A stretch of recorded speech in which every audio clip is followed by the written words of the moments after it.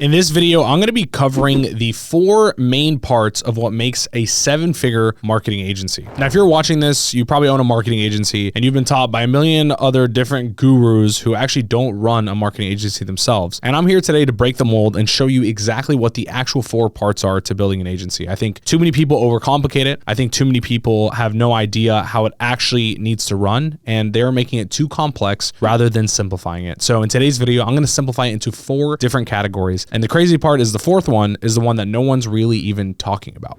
So number 1, the most obvious, the one you're probably most focused on, hopefully, if you're just starting out, is acquisition. Sales and marketing for your marketing agency, bringing in new clients, whatever it is that you want to call it, this is pillar number 1. Now, there's a few different ways to approach pillar number 1, from the coldest possible way to the warmest possible way. I'm going to kind of walk you through them on a high level real quick. So you can start either by cold calling people, cold emailing people, reaching out to people cold on Instagram DMs. This is probably the coldest and furthest way to do it, but it's also the fastest way to do it. Now, in the middle of the scale from cold to warm is going to be paid ads. So actually running ads, spending money, running ads to your target ideal customer with a really good offer to get them to come book a call and eventually end up buying from you. And then all the way on the right side of the spectrum is warm. What I find best for warm marketing is exactly what's happening right now in this video, which is putting out YouTube and Instagram organic content for your ideal customer to buy, them watching these videos and eventually applying to work with you. Now, the problem is the colder you are, the faster results that you're going to get. The warmer you are, the more time it's going to take, but the more long lasting that it actually is. So pick your poison. I like to always say you can do it all at the same time. You can put out YouTube content, you can put out Instagram content, and you can also do cold emailing and cold calling at the same time. When you first start out in your agency, and even at the point where we're at 7 figures a month, the most important thing to growing the agency is always going to be acquisition. If you cannot acquire clients faster than you lose clients, because you will lose clients whether you like to believe so or not, then your business will slowly die. But if you can acquire clients faster than you're losing them, your business will continue to grow, and you'll have a healthy marketing agency positioned in the future to sell to maybe a bigger investor and take a big cash payload up front for your sale.